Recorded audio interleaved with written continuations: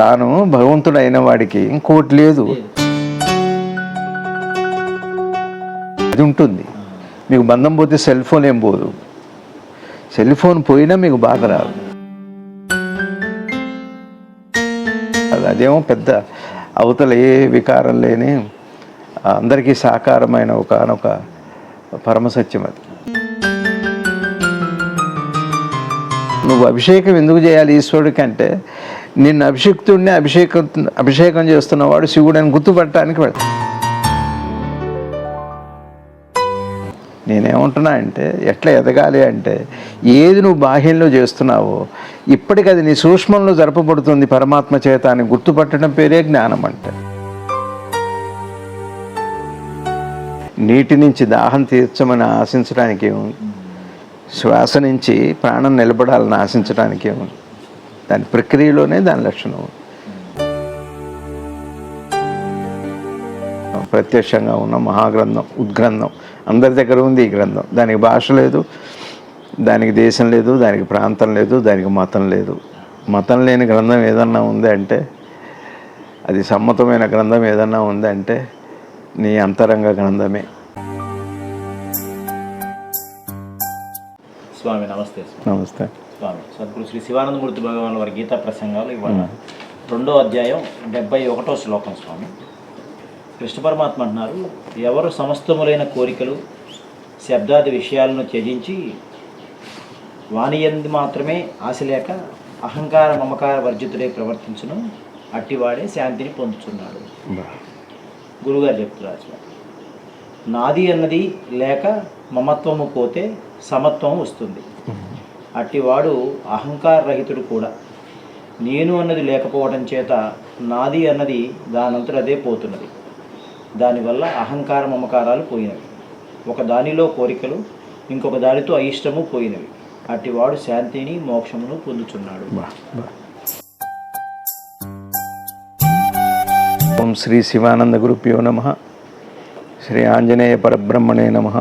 ఆత్మబంధువులు ఆత్మస్వరూపులైన అందరికీ నమస్కారం. ఓం నమో భగవతే శ్రీ శివానందాయ. వసుదేవ సుతం దేవం కంసచారూణమర్దనం దేవకీ పరమానందం కృష్ణం వందే జగద్గురు. శ్రీకృష్ణ పరమాత్మల వారి పాదపద్మాలకి ప్రణమిల్లుతూ వారిచే అనుగ్రహించబడిన గీతా సారాన్ని సద్గురుదేవులు వివరణిస్తున్నారు. మనం విచారణ చేస్తూ అర్థం చేసుకుందాం. కోరికలను, శబ్దాది విషయాలని. కోరిక ఒకటి రవి గారు, అది మనకి తెలుసు. కోరికలు త్యజించాలి. త్యజించంటే మనసులో కోరికలని జీవనంలో ఉంటుంది. కోరికలు త్యజించి శబ్దాది విషయాలు. ఈ శబ్దం అనేది ఏం లేదు, ఆలోచనే. శబ్దం అంటే ఆలోచనే శబ్దం మనసుకి. ఆలోచనే అంటే కోరికేమో అడ్డు. శబ్దాన్ని తయారు చేసేది కోరికే. శబ్దమే అది. నిశ్శబ్దం అనే మాటకు అర్థం ఏంటంటే, మనసులో పూర్తిగా లవలేశం కూడా కోరికపోయినప్పుడు ఉండేదానికి నిశ్శబ్దం అని. అదే జ్ఞానం. అందుకనే కోరిక ఒక చోట వాడారు. శబ్దము అంటే ఆలోచన అనుకుంటే మనకి తేలిక చేసుకోవటమే మన ప్రయత్నం. ఇది పరమాత్మ చెప్పారు. లవలేశం కూడా ఆశ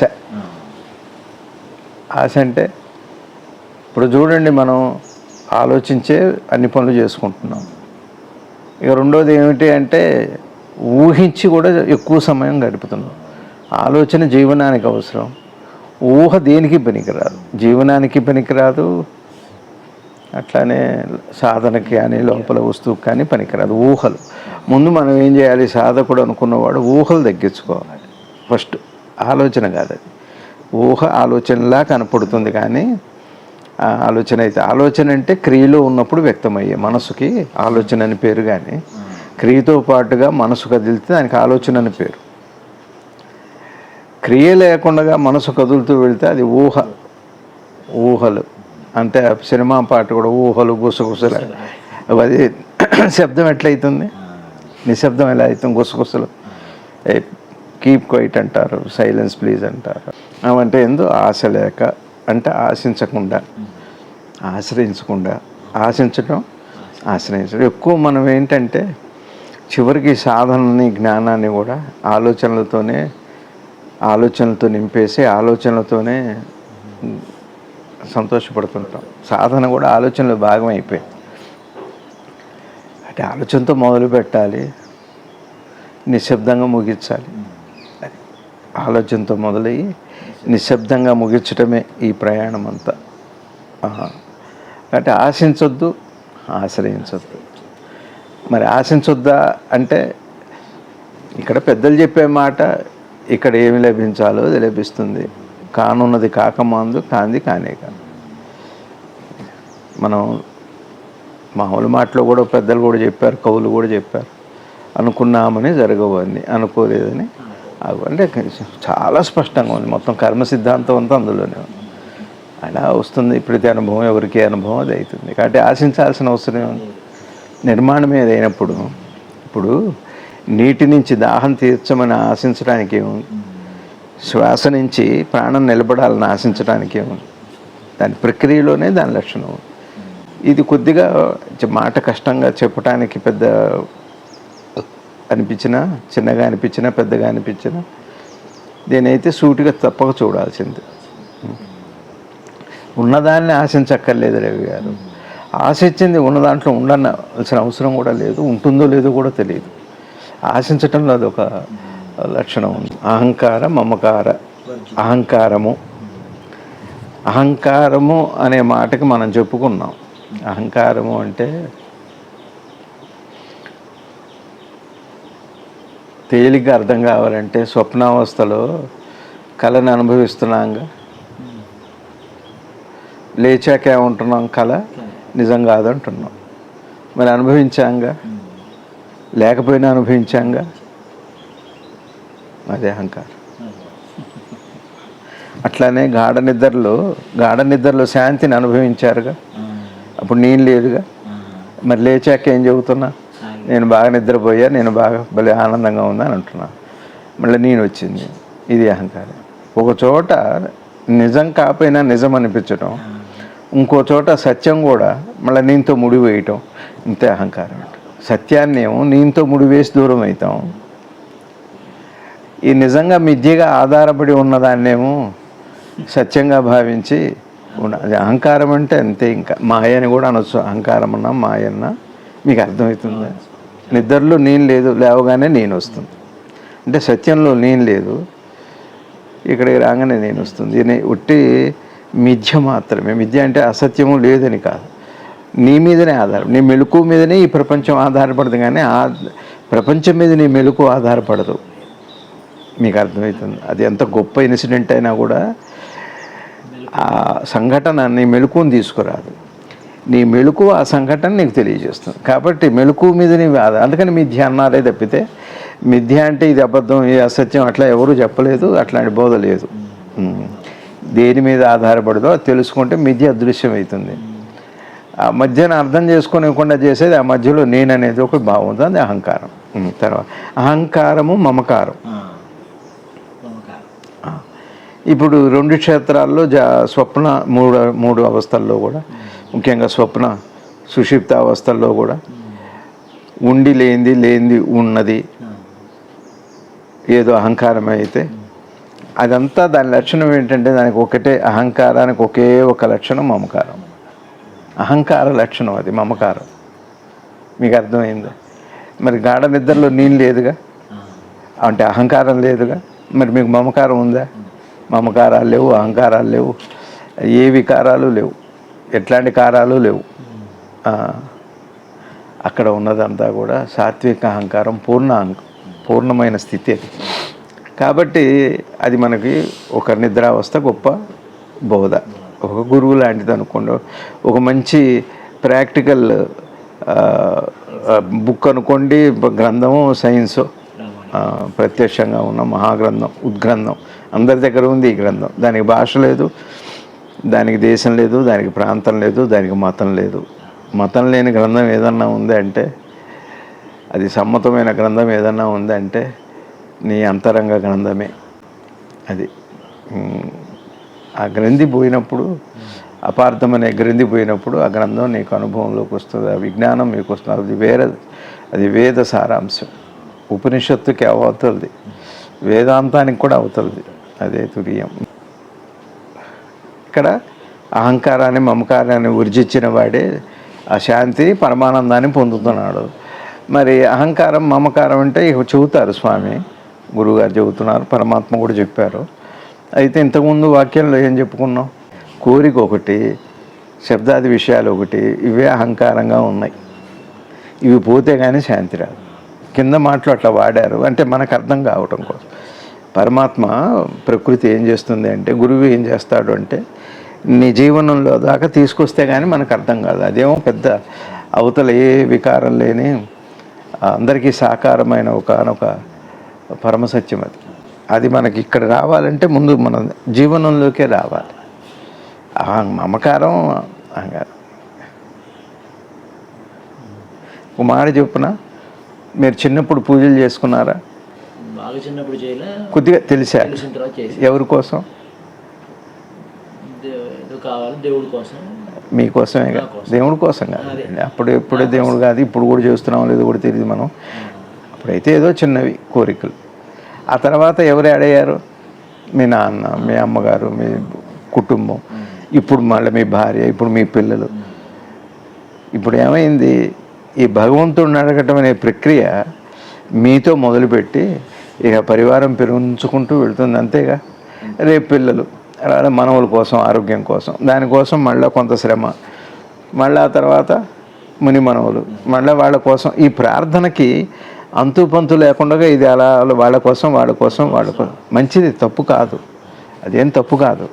కానీ ఎట్లా మొదలైంది? మీతో మొదలైంది, నాతో మొదలైంది. అహంకార మమకారాలంటే నాతో మొదలైంది. ఎప్పుడైనా నేను మొదలైంది అంటే దాని మొత్తం సపరివార సకుటుంబ సమేతంగా వస్తుంది విందుకి. మరి ఇదేమో తరిగిపోతున్న శరీరం, కరిగిపోతున్న ఇంద్రియాలు. రేపు ఇది సాధ్యమవుతుందా? ఇప్పుడు ఏదో ఉందనుకోండి, నా మనవరాలకో నా ముని మనవడికో కష్టం వస్తుంది. అప్పటిదాకే ఏదో వాళ్ళ కోసం, ఇప్పటిదాకా ఏదో చేశా, పిల్లల ఉద్యోగాల కోసం, పిల్లల పెళ్ళిళ్ళ కోసం, పిల్లల ఆరోగ్యం కోసం, వాళ్ళకు వచ్చే ఇబ్బందుల కోసం ఏదో నాకు తోచింది ఏదో చేశా. ముసలితనం వచ్చాక ఏమంటామంటే, నాకు ఓపిక ఉంటే నేను చేసేవాడిని, పోనీ మీరు వాడిని నమ్మడం నమ్మకపోవచ్చు, చేస్తే చేయొచ్చు, చేయకపోవచ్చు, నేనేమో చేయలేను, వాడేమో చెయ్యడు. మరి ఇప్పుడు ఎట్లా ఈ జీవనం? అక్కడ బాధ మొదలవుతుంది. ఎందుకంటే కళ్ళు కనపడవు, చెవులు వినపడవు, శరీరం సహకరించదు, పరిసరాలు, ప్రకృతి, లేకపోతే విషయాలు, సంఘటనలు మనసుకు అనుకూలించవు. అప్పుడు ఏమైంది? మరి మనం ఆధారపడ్డది అది కోరిక యొక్క లక్షణం, శబ్దం యొక్క లక్షణం. శబ్దం అంటే ఏమిటి రవి గారు? మీరు మనకి ఒకరి కోసం మనం చేస్తే కావాలి, ఇది నెరవేరాలని చేయటం కోరిక అనుకోండి, పొందటం అనుకోండి, పొందకపోవటం అనుకోండి, వద్దనుకోవటం అనుకోండి, రావద్దు అనుకోవటం, ఇది కోరిక అనుకోండి. ఇదంతా ఇంకొక పేరుతో పిలిస్తే అది శబ్దమే. దానికోసం ఏం చేస్తారు? దేన్నో ఆశ్రయిస్తాం. ఇంకా ఎవరినో అడుగుతాం, జ్యోతిష్యమో లేకపోతే ఇంకేది ఉందో అదంతా. నేను మళ్ళీ చెబితే విమర్శ అవుతుంది. దేన్నో దాన్ని శబ్దమేగా అవలా. శబ్దం ఏం చేస్తుంది? కోరికను పెంచుతుంది. కోరిక ఏం చేస్తుంది? శబ్దాన్ని మరింత శబ్దంగా, ఆ శబ్దము పెద్ద విస్ఫోటనలా తయారవుతుంది. అది మంచిది కాదు, గుర్తుపట్టాలి. మంచిదా కాదా అన్నది వదిలిపెడితే చూడండి, చాలామంది ఒక వయసు వచ్చాక నేనేం చేయలేకపోతున్నాను బాధ మిగిలిపోలే. చేసినప్పుడేమో భయంతో చేస్తున్నాం, శరీరం తరిగిపోయింది, కళ్ళు కనపడట్లేదు, మనసు జ్ఞాపకం ఉండట్లేదు. ఒక పూజ చేస్తుంటాడు, అంతవరకు బాగా నోటికి వచ్చింది, మరుపు వల్ల అది రాదు, 10 సార్లు చేయాల్సి వస్తుంది. 10 నిమిషాల్లో అయిపోయేది గంట పడుతుంది. చేయలేదని అసంతృప్తి. మనసు, నీ శరీరం నిన్ను గుర్తు చేసి మాట్లాడితే దేహభావం దాటాల్సింది పోయి పదే దేహభావంలో ఉంటాం మనం. అదేదో ఎవరో చెబుతారు మా బంధువులు, 7 సముద్రాలు దాటి సైడ్ కాలువలో పడ్డట్టు అయిపోతుంది. అన్నీ దాటి వచ్చాట. ఓ చిన్న సైడు కాలువ 1 అడుగు దూరం దాంట్లో పడిపోయాడు. మీకు అర్థమవుతుందా? ఈ శరీరం ఉంటుందా? ఎన్నాళ్ళు చేయగలుగుతా నేను? అందుకని ఇప్పటి నుంచే ఆ పరిస్థితులన్నిటినీ దాటి లోపలికి వెళ్ళామంటే అప్పుడు దీంట్లో కాదు, ఇంకా తృప్తికరమైంది, ఇంకా ఆనందకరమైంది, ఇంకా హితకరమైంది, ఆ స్థితిని సంపాదించడమే బోధ, భగవద్గీత బోధ. అహంకారము మమకారం ఏం చేస్తాయంటే కోరికని, శబ్దాన్ని తయారు చేస్తాయి. శబ్దం అంటే ఏంటి చెప్పండి? ఆలోచన.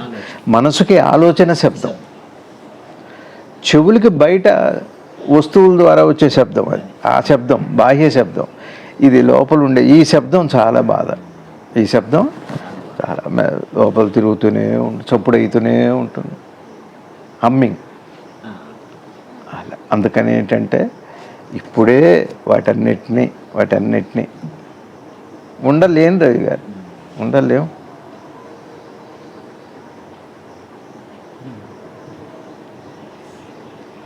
ఎవరో హాస్పిటల్లో ఉన్నారు, వాళ్ళకి ప్రమాదం అయింది, వాళ్ళు చెబుతున్నట్టు రోజు అభిషేకం చేసుకునేవాడిని, ఇట్లా అయిపోయింది. సరే, మనసు అక్కడ అభిషేకం దగ్గరే అయిపోయింది. నిరంతరం నీ మనసుని పవిత్రం చేస్తూ, నిన్ను అంతర్ముఖం చేసి సర్వాంతర్యామిగా నిన్ను చేస్తున్న అభిషేకాన్ని మర్చిపోయి, లోపల పరమాత్మ నీకు చేస్తున్న అభిషేకాన్ని మర్చిపోయావు. నువ్వు చేస్తున్న అభిషేకాన్నే గుర్తుపెట్టావు. కానీ మరి నీ శరీరం సహకరించదు, నీ మనసు సహకరించదు, నీ పరిస్థితులు సహకరించవు. ఎలా చేస్తావు నువ్వు అభిషేకం? కానీ ఆ అభిషేకం చేస్తున్నప్పుడే మొదట్లోనే నిన్ను అభిషేకిస్తున్న ఆ పరమేశ్వరుని, ఆ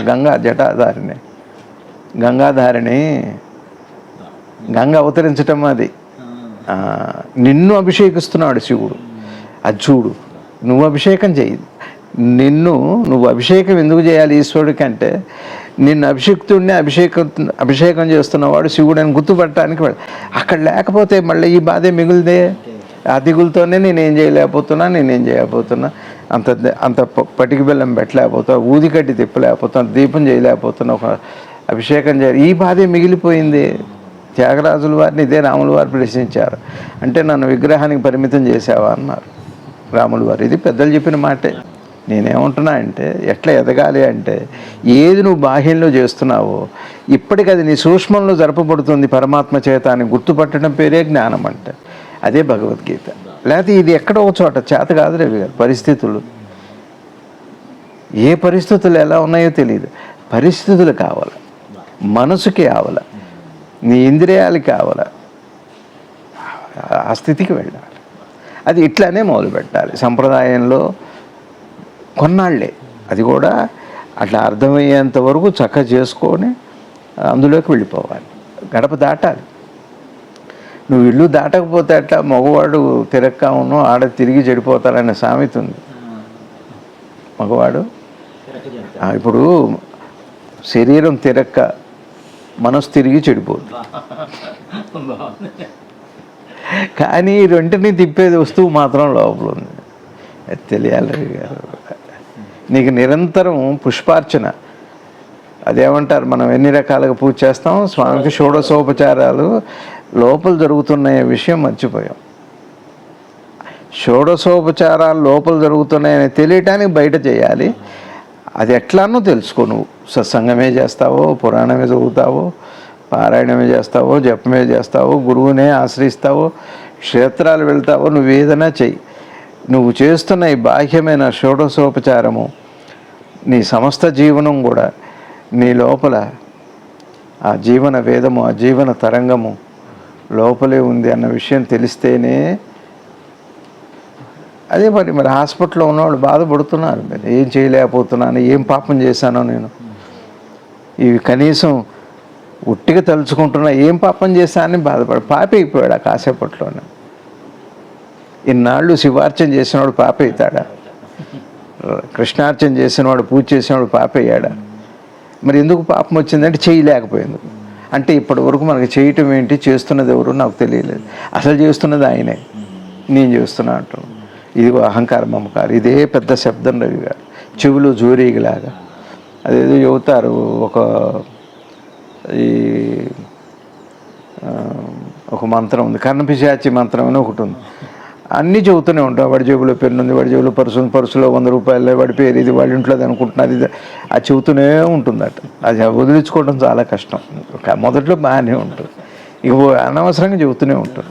మిమ్మల్ని తిట్టే వాళ్ళ గురించి చెబుతుంది, అది కొద్దిగా చికాకే, కష్టమే, కొద్దిగా కష్టం. అట్లా ఇది కూడా ఈ శబ్దము ఇంత అద్భుతంగా చెబుతున్నారు గురుగారు. ఈ శబ్దము కోరిక, శబ్దము కోరిక. అసలు కోరిక కూడా ఒక శబ్దమే. కోరిక అంటే ఆలోచనే, అంటే మనసే, అంటే గతమే. మీకు తెలియంది అడగరు, తెలిసింది అడిగారంటే అది గతమే. ఎప్పుడైతే అది గతమైందో అది శబ్దమే, అది కాలమే. మీకు అర్థమవుతుంది. అలా అయిన తర్వాత అందుకని కింద లైన్లో స్వామి ఏం చెబుతున్నారు సద్గురుదేవులు, అహంకార మమకారాలు. ఇగో ఇట్లా అర్థం చేసుకోవాలి. భగవాన్ చెబుతారు కదా, పెద్దలు చెబుతారు కదా అహంకారాన్ని వదలాలని. మరి అహంకారం ఏంటో మనకు తెలియలే. ఇగో ఇదే అహంకారం అంటే. అట్లా సద్గురుదేవులు చక్కగా చిన్నగా తీసుకువెళ్తున్నారు. ఒక చోట పెద్ద మాట వాడతారు, ఒక చోట మామూలు మాటలు వాడతారు. ఒక చోట మామూలు మాటలతో పెద్ద వాక్యాలతో ముగిస్తే ఓహో దాని అర్థం ఇదని మనం విచారణతో అర్థం చేసుకోవాలి. అది సమత్వం, సమత్వ బుద్ధి, సమత. అంటే నాది అని పోతే, నాది అంటే ఏంటి చెప్పండి మీరు? నాది అంటే నాకు సంబంధించిన ఇప్పుడు మీ ప్యాంట్ మీది కాదా? ఆ సెల్ ఫోన్ ఎవరిది కదా? కొద్దిగా చూడండి, నాది అంటంలో ఆ సంబంధాన్ని కొద్దిగా సూటిగా చూడండి. సూటిగా చూస్తే దాని మీద ఉండే మోహము, దాని మీద ఉండే బాధ, దాని మీద ఉండే బంధం పోతుంది. అది ఉంటుంది. మీకు బంధం పోతే సెల్ ఫోన్ ఏం పోదు. సెల్ ఫోన్ పోయినా మీకు బాధ రాదు. సమత్వ దృష్టి అంటే ఉంటే సంతోషం ఉండదు, పోతే దుఃఖం ఉండదు. వస్తువుతో మీకు నిజంగా ఉన్న సంబంధం, ఆ వస్తువుకి మీ మనసుకి ఉన్న సంబంధం. మీకు అర్థమవుతుంది. ఇది సమత్వం. సమదృష్టి, సమత్వ దృష్టి. ఆరంభం నుంచి గీత అదే చెబుతుంది, సమత్వ దృష్టి. నేను ఏం ఒక్కటే రవి గారు, మీరు ఏదన్నా చేయండి, ఏ పేరుతోన్నా చేయండి, అక్కడ భయమో కోరికో ఉంది. నాది, నేను నాది, నా మనవులు, నా మనవరాళ్ళు, నా పిల్లలు, నా భర్త, నా భార్య, నా ఇల్లు, నా వాకిలి. ఏం చేయిస్తుంది చెప్పండి? బంధం పెరుగుతుంది, కోరిక పెరుగుతుంది. కోరిక పెరుగుతున్న కొద్దీ శబ్దం బాధ కూడా పెరుగుతుంది. కానీ అర్థం చేసుకుంటే సంబంధాన్ని ఎట్లా అర్థం చేసుకోవాలి? చిన్నగా మీరు తల్లి కడుపులో ఉన్నప్పుడు వీళ్ళు ఎవరన్నా ఉన్నారా? అమ్మతో కలిపి, మీ అమ్మ నాన్నతో కలిపి, పోనీ మీకు జన్మకు కారణమైన వాళ్ళు, పోనీ మీరు, జగత్తు జీవుడు ఈశ్వరుడు తల్లి గర్భంలో ఉన్నారు కదా మీరు. కానీ ఇవన్నీ ఉన్నాయా? వచ్చినాయి సంబంధం. ఈ సంబంధం మిమ్మల్ని ఎట్లా కలగలుపుకొని, ఎట్లా మిమ్మల్ని మెలివేసి దాంతో ఒకటి తాదాత్మత, సంబంధం, సంపర్కం. ఈ సంబంధాన్ని మనం అర్థం కాకపోతే సమత్వం రాదు. అట్లా పెట్టుకొని అట్లని ప్రేమించొద్దని కాదు, అట్లని ఆదరించొద్దని కాదు. కానీ ఆదరించేటప్పుడు మంచిగా మనస్ఫూర్తిగా ప్రేమిస్తూ ఆదరించవచ్చు. కానీ ఇంకక్కడ బాధ భయం ఉండదు. ఆ సత్యం అర్థమైన తర్వాత, సత్యం అర్థం. ఇప్పుడు మన ఇళ్లలో కూడా ఈ సమత్వ బుద్ధి, ఆ పిల్లాడు ఏం చేస్తాడు, నాయనమ్మ చెబుతుంది తీసుకోరా నాన్న అని, ఒక గాజుది. వాడు కూర గిన్నె లేకపోతే ఏదో తీసుకొస్తున్నాడు, డమ్ముని జారిపడదు. వాడు బేరమంటాడు, పక్క వాళ్ళు అరుస్తారు. తల్లి ఈ నాయనమ్మ ఏమంటుంది, పడితే పడింది, ఏమవుతుంది మళ్ళీ చేసుకుంటాం. అదే విషయం అర్థమైతే తప్పితే ఆ సమత్వ దృష్టి రాదు. అక్కడ దుఃఖం లేదు, ఆమెకి బాధ లేదు. ఆ పిల్లవాడికి అది కదా నేర్పాలి. దీని పేరు ఆధ్యాత్మికత. దీన్నే ఆధ్యాత్మికత అన్నారు. సమత్వ దృష్టి అంటే అర్థమైంది. ఇప్పుడు ఆ బామ్మగారికి ఆ క్షణంలో ఉన్నది సమత్వమే. విషయం అర్థమైతే పిల్లాడు తెలియబడేశాడు, జారి పడిపోవచ్చు, ఏదో 1,00,000 కారణాలు ఉండొచ్చు. పట్టం అన్నది జరిగింది, నేలపాలైంది. ఏదో మాకు మన రాఘవేంద్రన్ గారు చెబుతారు ఒక కథ, చాలా బాగుంటుంది ఆ కథ. ఒక ముగ్గురు సముద్ర ఒడ్డులో తిరునాళ్ళలో వ్యాపారం చేస్తున్నారు. కొబ్బరికాయలు, ఒకడేమో నూనె, ఒకడేమో నెయ్యి, ముగ్గురు వ్యాపారం చేస్తున్నారు. ఏదో తిరునాళ్ళ. అదేమైందంటే ఒక గాలి వేగానికి అవన్నీ కింద డొల్లిపోయినాయి, కొబ్బరికాయలు పడ్డాయి, అంత నూనె కింద పడిపోయింది, నెయ్యి కూడా కింద పడిపోయింది. ఇందులో ఎక్కువ ఎవరు బాధపడాలి? నీకు కలిసిపోయింది కానీ అన్నారు. నూనె కూడా అంతే. కానీ నూనె వాడు పెద్ద బాధపడలేడు, ఏం చేస్తానులే అన్నాడు. నెయ్యి వాడు ఎక్కువ బాధపడ్డాడు, చాలా తప్పించిపోయాడు. కానీ కొద్దిసేపటికి ఆ ఎండకి పేరుకోపోయింది, తీసుకున్నాడు, సగం వచ్చేసింది వాడికి.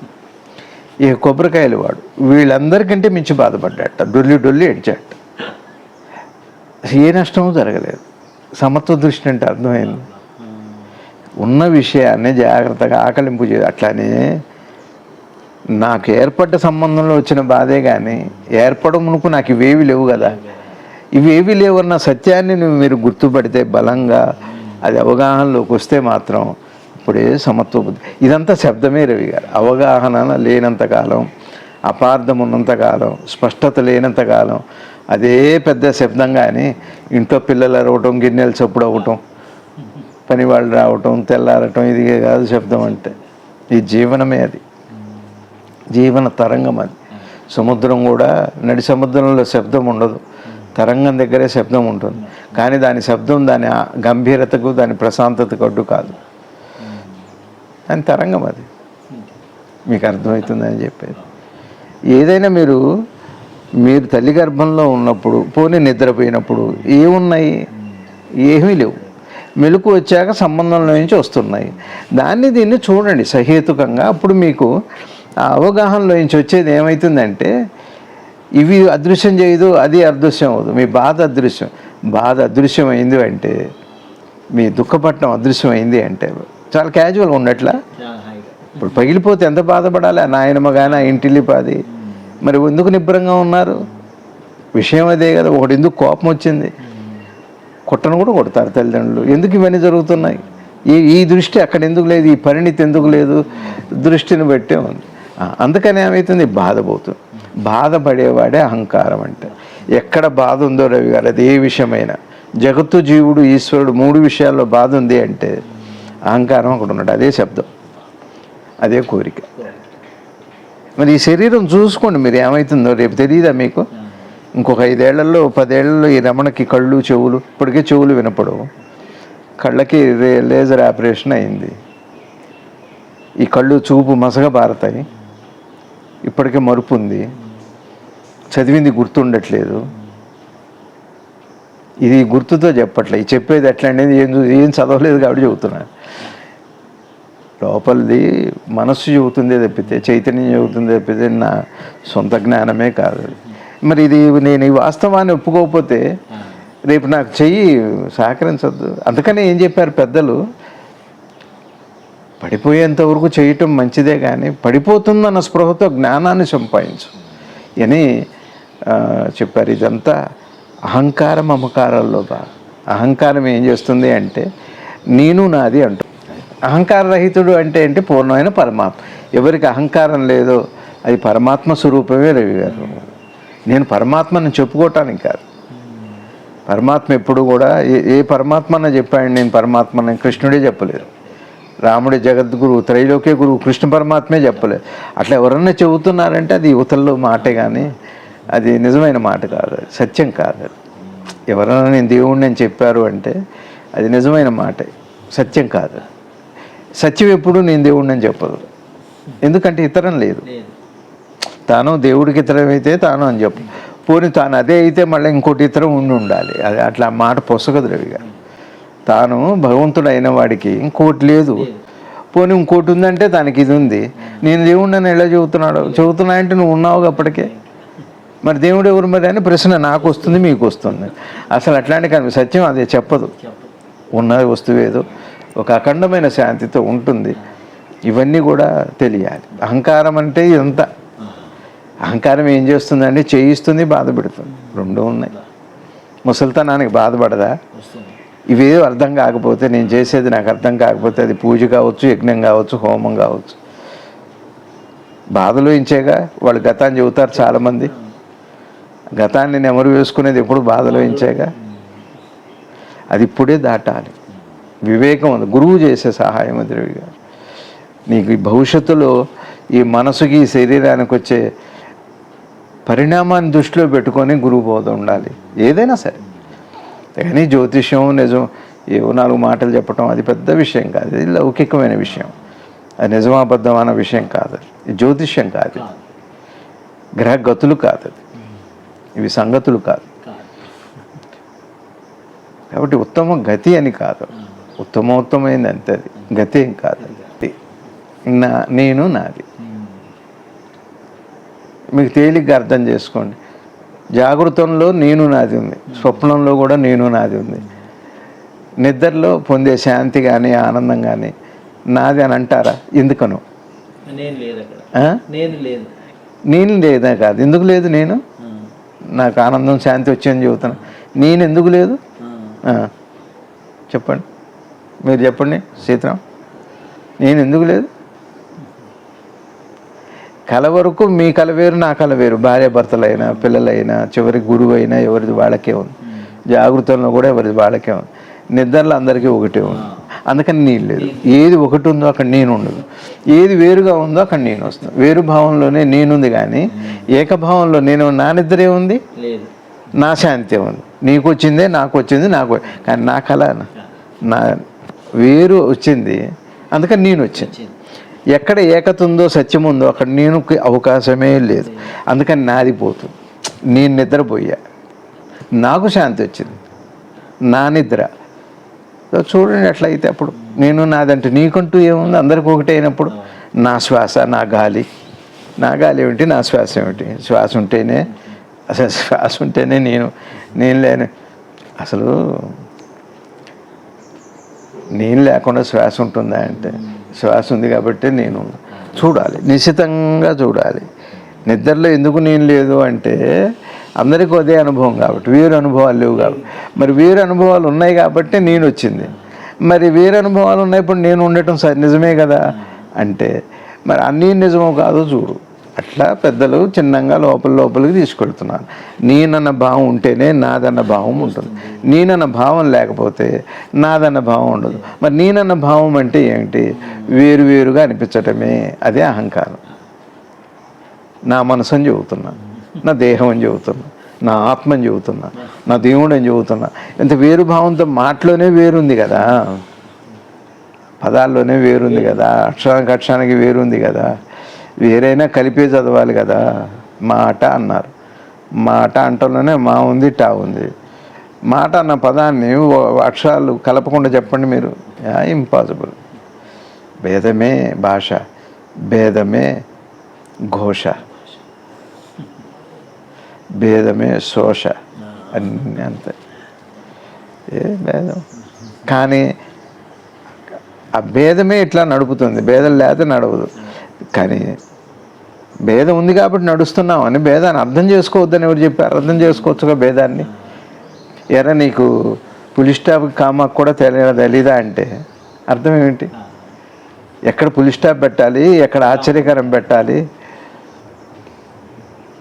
ఎక్కడ ప్రశ్నార్థకం పెట్టాలి అన్నది తెలివి ఏం చదువుకొని ఉన్నాళ్ళు నువ్వు అని అంటారు కదా. అది అంటే తెలుసుకొని ఉంటాం, తప్పే ఉంది. ఏదే పెడతావో అది వేరు విషయం. అట్లానే భేదభావం వల్లే జీవనం ఉండవచ్చు కాక, భేదభావం అంటే ఏమిటి తెలుసుకొని ఉండు, తప్పేంటి? అది జ్ఞానం అవుతుంది. అక్కడ నిశ్శబ్దం వస్తుంది, కోరికపోతుంది. భేదభావం పోతే నేను నాదన్న భావం. రవి గారు వేరు భావంలో నుంచి నిద్రలో వేరు భావం లేదు కాబట్టి నేను లేదు, మెలకు రాగానే వేరుభావం ఉంది కాబట్టి నేను వస్తుంది. వేరుభావమే నేను, మారుభావం వేరుభావం మారుభావాలు తీసుకొస్తుంది, మరో భావాన్ని తీసుకొస్తుంది. కోరిక అంటే కావాలంట, వద్దంట, రెండు పోతాయి.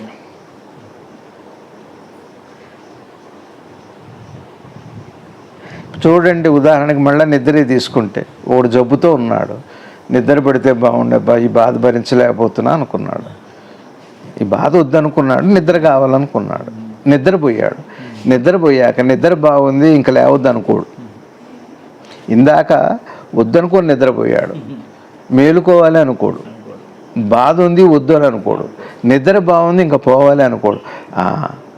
ఇది కావాలని కానీ కోరిక ఉండదు, కావాలని, వద్దనే అయిష్టత ఉండదు. ఈ రెండు ఉన్నాయి నిద్రలో. అట్లాంటి ఒక అద్భుతమైనది మెలకువలో సంభవిస్తుంది, జాగృతంలో సంభవిస్తుంది. స్వప్నంలో కూడా సంభవిస్తుంది. సాక్షిగా కొంతమంది స్వప్నాన్ని సాక్షిగా చూసిన వాళ్ళు కూడా ఉన్నారు. మామూలు వాళ్ళే, యోగులు, జ్ఞానులు ఏం కాదు. పరమాత్మ ఏం చేస్తాడంటే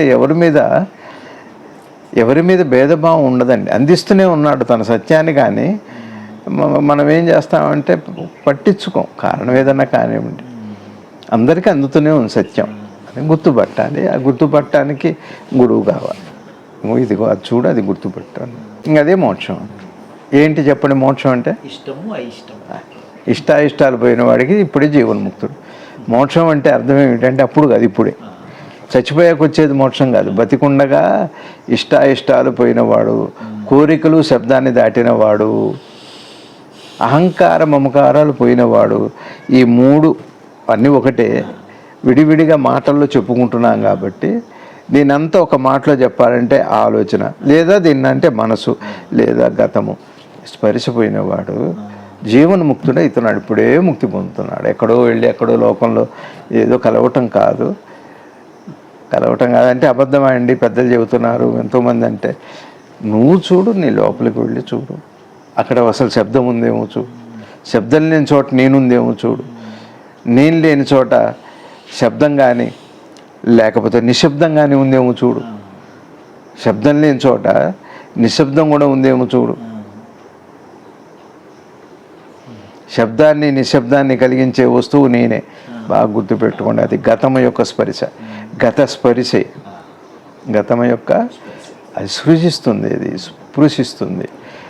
పరమాత్మ లోపల చేస్తున్న అద్భుతమైన ఆ వైభవాన్ని మనం ఇప్పుడే బతికుండగా, జాగ్రత్తగా, ఆరోగ్యంగా ఉండగా, వాటన్నిటిలో ఇంచి నీ శరీర భావన పోతే నీకు ఉపవాసం అక్కర్లేదు. నీ శరీర భావం పోతే నీకు ఏవీ అక్కర్లేదు. చేయొద్దా అంటే ఇందుకోసం చెయ్యి, అందుకోసమే చెయ్యి. ఒక్కటి చేసుకో, ఆ ఒక్కటే చెయ్యి. నిరంతరం అందులోనే ఉండు. ఎక్కడో ఒక చోట పులి స్టాప్ పెట్టు. వీళ్ళంతా కొత్తగా యాడ్ అయిన వాళ్ళేనండి, కాదా? అంటే అన్ని యాడ్ అవుతూ వచ్చినాయి. ఈ ప్యాంట్ షర్టు మీరు పుట్టినప్పుడు వేయలేదు కదా రవి గారు. అసలు బట్టే లేదు కదా రవి గారు. తల్లి గర్భంలో దేహమే లేదు కదా రవి గారు. మీరు వచ్చాక దేహం వచ్చిందా? దేహం వచ్చాక మీరు వచ్చారు? ఈ ప్రశ్న కూడా లేదు కదా రవి గారు. ఎవరున్నారు రవి గారు? మీరు ఉన్నారు. మీరు తప్పితే ఇంకేముంది అప్పుడు? కానీ ఇంత సంసారం ఏర్పడింది బయటకు వచ్చాక. మరి దాంట్లో మార్పు సహజం, ఆ మారుతూ వెళ్ళటం సహజం. మరి దాన్ని నేను ఒప్పుకోను ఆ మార్పుని అని అంటే అది వివేకం కాదు కదా రవి గారు. చూడు, ఒక దేహం వయసులో ఉన్నప్పుడు చేసే పనులు ముసలితనంలో చేయగలుగుతాము మనం. వయసులో దూకుతాం, ఉరుకుతాం, ఎన్నో చేస్తాం. అట్లా ఇంద్రియాలకు సంబంధించినవి కూడా, ఇంద్రియ సంబంధమైనవి కూడా ఉడికిపోతాయి. వయసుతో పాటుగా చిన్నగా ఉడికిపోతాయి. కానీ మనసు ఎప్పుడు కూడా యవ్వనంగానే ఉంటుంది. బాధపడటానికి అనే లక్షణం అర్థం కాకపోతే మనసు మీకు 100 ఏళ్ల ముసలితనంలో కూడా తను ఇది పొందలేదు అనో, పొందాననో, ఇష్టాలు, అహంకార మమకారాలు మరి ఏదో ఆ మనసుని బాధ పెట్టక మానవు. అది జన్మహేతువే. ఏదున్న జన్మహేతువే. ఏ చిన్న కోరికున్న జన్మహేతువే. ఒకరు చచ్చిపోతూ నా మనవడు ఇంకా సెటిల్ అవ్వలేదే, నేను చూడకపోతున్నాను, వాళ్ళు పెళ్లి కంటే మళ్ళీ పుడతారు. వాళ్ళు ఆ మనవడు పెళ్లి చూసుకొని వెళ్ళిపోతుంది మళ్ళీ. అప్పుడు ముని మనవుడిని చూసుకోలేకపోయానే, కనీసం అదేదో బంగారం స్వర్ణ పూజ చేస్తారట ముని మనవుడు అట్లా అనుకున్నారు అనుకోండి, మళ్ళీ దానికోసం మళ్ళీ అది ఒకటి, మళ్ళీ అప్పుడేం వస్తాయో. ఈ మనసుకి లవలేశమైన ఒక అసంతృప్తి ఉన్నా, ఒక బాధ ఉన్నా, ఆ బాధ ఏం చేస్తుందంటే ఫుల్ఫిల్ చేసుకోవడానికి మనసు మళ్ళీ ఒక రూపాన్ని తయారు చేసుకుంటుంది. అసంపూర్ణంగా ఉన్నప్పుడు నీరు ఎలా స్ప్రెడ్ అవుతుందో, మీరు ఒక చుక్క వేయండి భూమి మీద, ముందు చుక్కగానే కనపడుతుంది, తర్వాత మొత్తం తడి కనపడుతుంది, వ్యాపిస్తుంది. లవలేశం బాధ ఉన్న, అసంతృప్తి ఉన్న, కోరిక ఉన్న జన్మలు వస్తున్నాయి. అదే పునర్జన్మ అంటే. దేనికి దానికి అన్నవి ఇవన్నీ అర్థం కావాలంటే తప్పనిసరిగా భగవద్గీత, గురుబోధ అవసరం మనకి. కృష్ణ ముందే జగద్గురు సద్గురుదేవుల పాదాలకి ప్రణమిలుతూ భారత్ మాతాకు జై.